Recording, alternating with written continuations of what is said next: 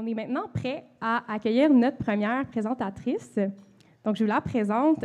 Pour briser la glace, Clara Alagui est ingénieure en génie industriel de formation. Elle a ensuite poursuivi une maîtrise en sciences appliquées à la Polytechnique Montréal. Pendant cette maîtrise-là, elle a travaillé sur la qualité des emplois en économie sociale et circulaire. Puis elle fait maintenant un doctorat en action collective et environnement à l'INRS. Donc, ce soir, cette présentation s'intitule « Travailler en économie sociale et circulaire ». Veuillez l'accueillir chaleureusement.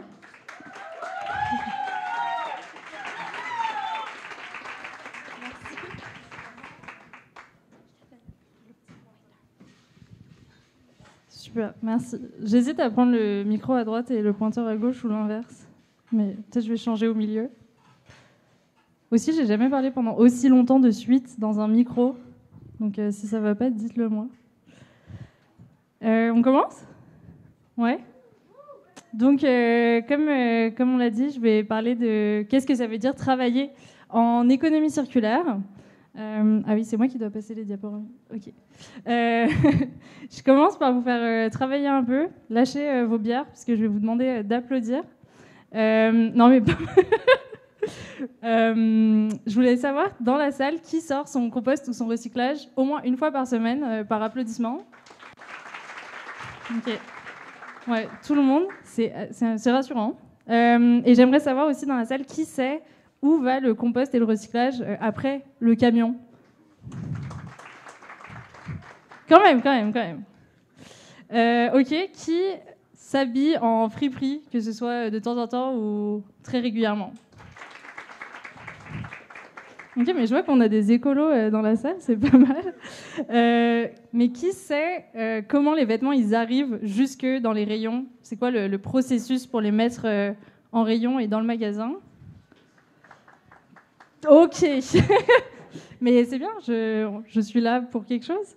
En fait, je ne vais pas exactement répondre à cette question, mais je vais apporter peut-être d'autres réponses. Ça, c'est une photo super pixelisée d'un centre de recyclage des matières, recyclables. Et c'est des vraies personnes qui trient nos matières recyclables ou nos déchets.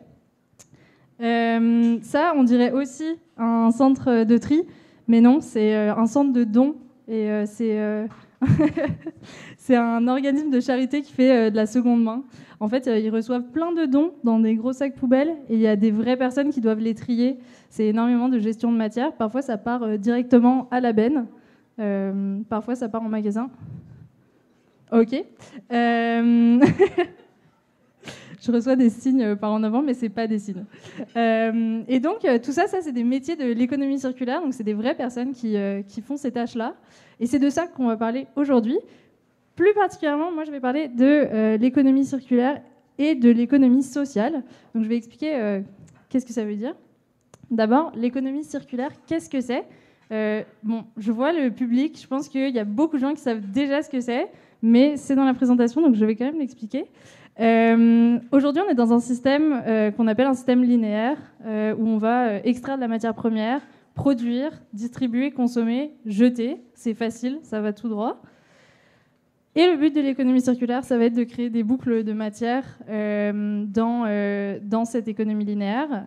Donc, par exemple, au lieu d'acheter une voiture pour moi toute seule, je vais regarder si je ne peux pas en partager avec mes amis ou avec l'ensemble de la population de Montréal.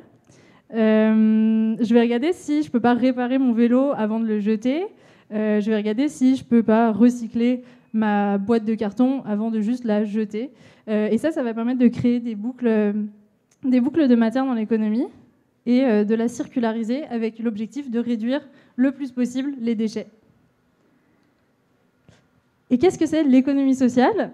Donc, avant de vous expliquer qu'est-ce que c'est pourquoi j'en parle. Ce serait très très long de vous expliquer pourquoi l'économie circulaire et l'économie sociale, ce sont des bons copains. C'est vraiment un sujet à part entière. Si ça vous intéresse, je vous invite à venir en parler avec moi autour d'une bière à la fin. Mais du coup, pour le bien de cette présentation, on va partir du postulat que l'économie circulaire et l'économie sociale mises ensemble, ce sont des modèles qui sont compatibles et qui sont complémentaires et qui vont permettre de réaliser une transition qui va peut-être être plus soutenable et plus juste. Et Et quand je parle d'économie sociale aujourd'hui, je vais parler de coopératives et d'OBNL. OBNL, organisme à but non lucratif. Donc pour les connaisseurs, c'est les entreprises qui n'ont pas pour but de faire du profit. Leur but premier, c'est de remplir une mission sociale. Et ça va engendrer plein de caractéristiques spécifiques. Nous, ce qui nous intéresse aujourd'hui, c'est surtout que les entreprises d'économie sociale, elles ont une attention particulière qui est portée aux conditions de travail. Ça nous intéresse parce qu'on s'intéresse au travail. Et il y a une deuxième chose qui nous intéresse, c'est les entreprises d'insertion. Donc en économie circulaire, en économie sociale, voyons, les entreprises d'insertion sont des entreprises qui permettent de réinsérer des personnes qui sont éloignées du marché du travail sur le marché de l'emploi. Donc par exemple, si on n'a pas occupé de travail depuis longtemps, si on n'a pas un niveau d'études suffisant, si on est en situation de handicap, ça peut être des moyens de réintégrer le marché du travail. Mais je ne vous dis pas ça pour rien, on va en reparler tout à l'heure. Donc là, c'est le moment où je vous dis ce que je vais dire après. Comme ça, vous n'êtes pas obligé d'écouter la suite. Je vais vous dire que les emplois de l'économie circulaire sont très diversifiés et que leur qualité est très hétérogène. Donc ils ne se ressemblent pas. C'est difficile de répondre à la question « ça veut dire quoi de travailler en économie circulaire ?» parce que c'est très vaste.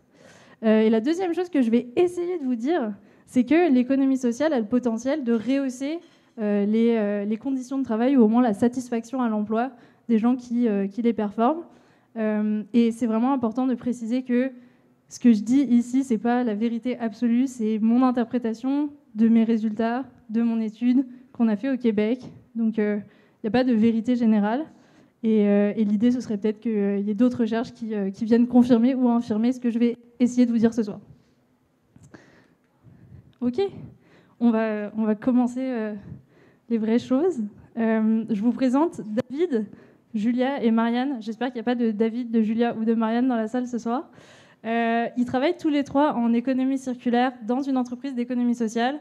Et l'idée, ça va être qu'on va explorer un petit peu leur quotidien et voir qu'est-ce qu'ils font dans la vie. Ça va nous permettre de répondre à la question qu'on se pose. Donc, David, c'est un homme, il a 48 ans, il fait partie d'une minorité visible et il n'est pas en situation de handicap. Il a une collection impressionnante de chemises hawaïennes de très mauvais goût. Il a un diplôme universitaire et il gagne entre 15 et 20 $ de l'heure. Quel est son métier ? David est opérateur et il travaille dans une OBNL qui fait de la seconde main. Donc en gros, un organisme de charité qui est une friperie ou qui revend des objets. On en a tous en tête, je pense.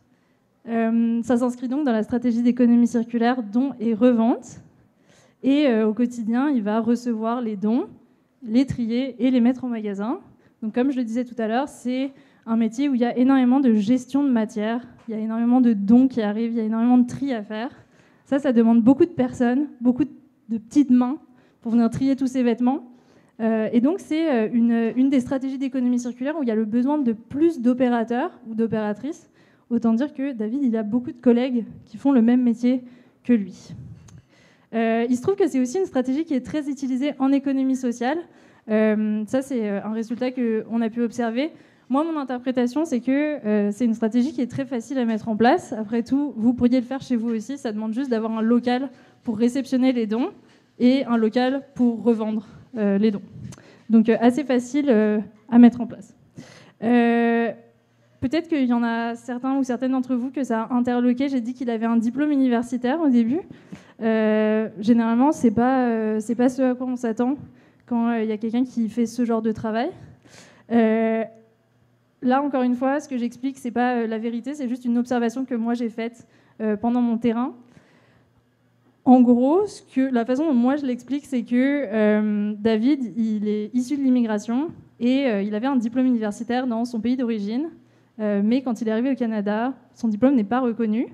Et donc, il est obligé de trouver un travail, parce qu'il faut travailler dans la vie.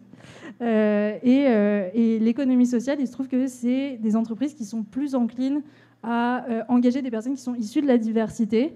Et donc, on retrouve des gens comme David.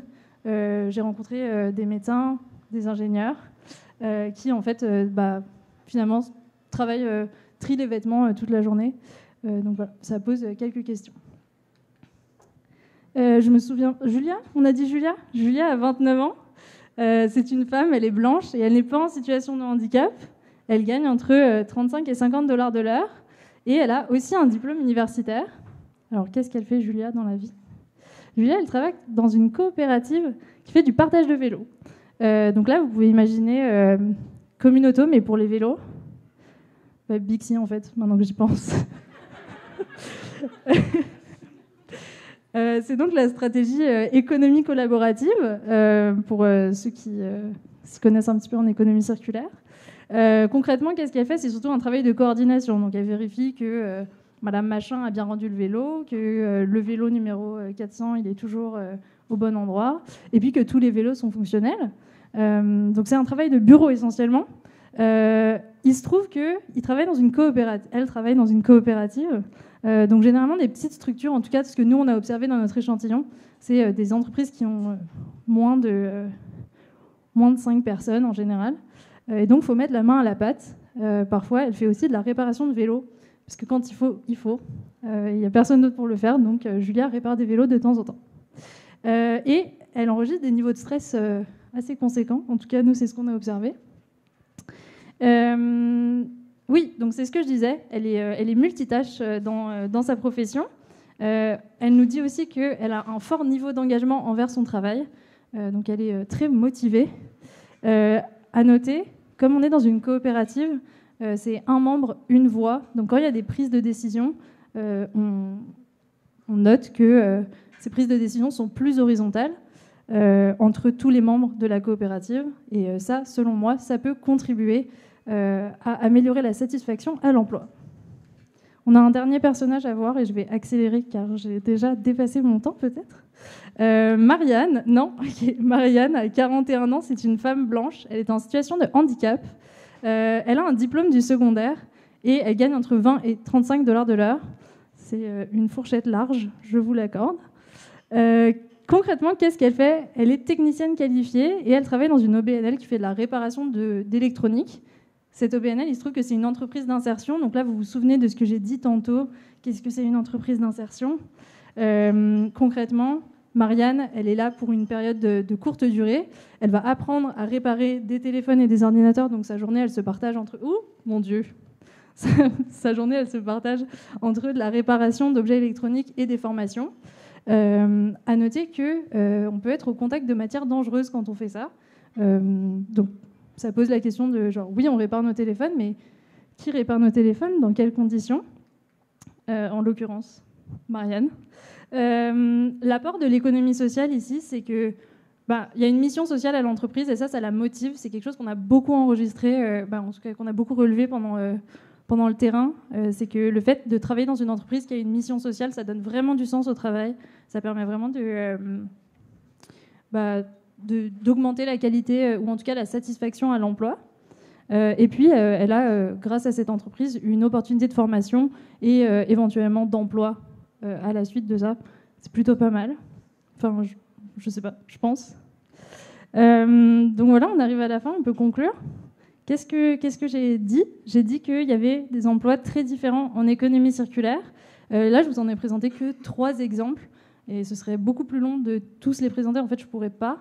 Ce qu'il faut retenir, c'est que c'est très diversifié. Il y en a plein selon les stratégies, selon les types d'entreprises. Et du coup, les conditions de travail sont aussi très hétérogènes. Qu'on travaille dans un bureau, qu'on répare des vélos, qu'on trie des déchets, ce n'est pas les mêmes réalités. Donc c'est très difficile de répondre à la question à quoi ça ressemble de travailler en économie circulaire. La deuxième chose que je voulais vous dire, c'était que l'économie sociale a le potentiel de rehausser les conditions de travail, ou en tout cas la satisfaction à l'emploi. Je ne sais pas si j'ai réussi à vous convaincre. En tout cas, moi, c'est ma thèse. C'est mon hypothèse. Et j'espère qu'il y a des gens qui vont poursuivre le travail là-dessus pour aider à démontrer que c'est ça. Voilà.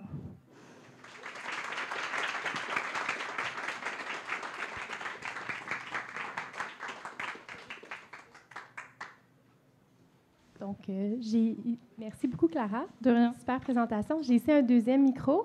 Cécile, elle va se promener dans la salle là, si vous avez des questions. N'hésitez pas à lever la main. Okay. Oui, bonjour. Je voulais savoir aussi, par exemple, pour des entreprises d'insertion, là, est-ce qu'ils reçoivent des subventions régulière, là, parce que si on parle de formation, mais peut-être qu'ils ne payent pas les formations à partir de la vente des ressources, là. C'est une très bonne question. Je pense qu'en général, dans l'économie sociale, même s'il y a une obligation à être rentable et à pouvoir se soutenir par son propre modèle économique, ça ne marche pas forcément. Donc il y a beaucoup d'entreprises d'économie sociale qui reposent sur les subventions. Je ne sais pas si ça répond à la question spécifiquement. Et je pense que même moi, je ne suis pas capable de répondre à cette question spécifiquement, mais en tout cas, c'est probable qu'il y ait des subventions, ouais.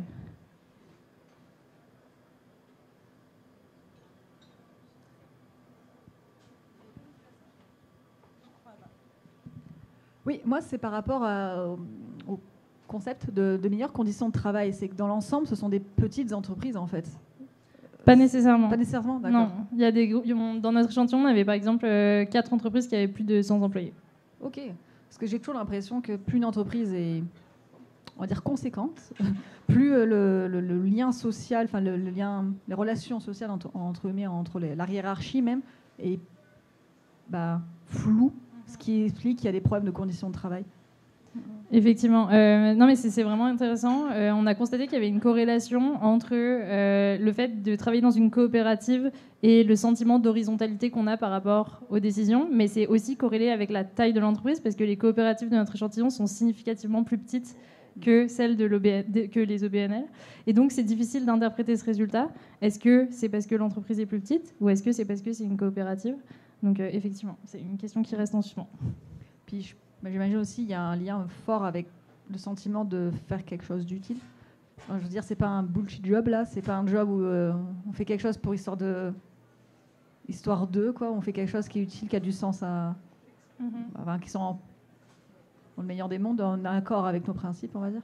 C'est surtout ça qui donne des meilleures conditions, en tout cas, de... Ouais. Effectivement, moi je pense que c'est vraiment ça que j'essaye de mettre en avant. Et ça, pour le coup, il n'y avait pas de corrélation avec la taille de l'entreprise ou avec le type d'entreprise. C'est vraiment un résultat qu'on a pu observer à travers notre échantillon, le sens au travail.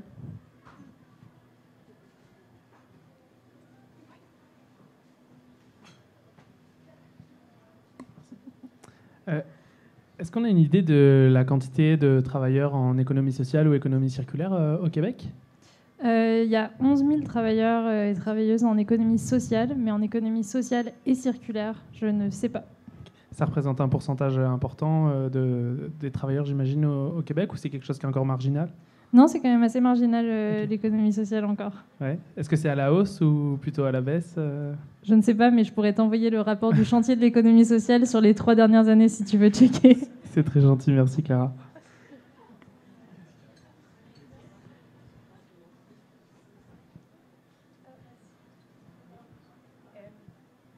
C'est tout le temps qu'on avait pour les questions, malheureusement. Mais si vous avez d'autres questions pour Clara, on va avoir une pause là, après notre deuxième présentation. Donc, n'hésitez pas là, à aller la voir et lui jaser de tout ça autour d'une bière. Moi, je vais reprendre mon micro. Tiens. Merci. Je vais passer.